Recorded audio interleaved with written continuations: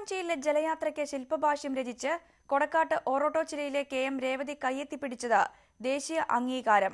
കഴിഞ്ഞ വർഷം 1 മാർക്ക് വ്യത്യാസത്തിൽ വഴുതിപ്പോയ സ്കോളർഷിപ്പാണ് ഇത്തവണ രേവതി സ്വന്തമാക്കിയത്.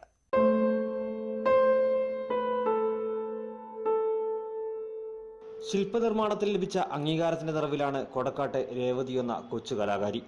അത്ഭുതപ്പെടുന്ന കലാസൃഷ്ടിയിലൂടെയാണ് രേവതി താരമായത്. ശില്പനിർമ്മാണത്തിൽ കേന്ദ്ര സർക്കാരിന്റെ ടാലന്റ് റിസർച്ച് സ്കോളർഷിപ്പാണ് രേവതിക്ക് ലഭിച്ചിരിക്കുന്നത്. രാജ്യത്തു നിന്നും തിരഞ്ഞെടുക്കപ്പെട്ട 3 പേരിലെ ഏക മലയാളി. മഹാരാഷ്ട്ര, ത്രിപുര സംസ്ഥാനങ്ങളിൽ നിന്നുള്ളവരാണ് മറ്റു 2 പേർ. യാത്ര എന്ന വിഷയത്തിൽ തുഴവഞ്ചിയിലെ ജലയാത്രയാണ് രേവതി ശില്പത്തിൽ തീർത്തത്. തിരുവനന്തപുരം നടന്ന മത്സരത്തിൽ എനിക്ക് പങ്കെടുക്കാൻ കഴിഞ്ഞു. അതിൽ ഇന്ത്യയിൽ നിന്ന് 3 പേരെ തിരഞ്ഞെടുത്തു. കേരളത്തിൽ നിന്ന് എനിക്കാണ് കിട്ടിയത്. ഇതിലെനിക്ക് വളരെ സന്തോഷമുണ്ട്. കുഞ്ഞിപ്പാറ UP സ്കൂളിലെ 7ാം തരം വിദ്യാർത്ഥിയാണ് രേവതി.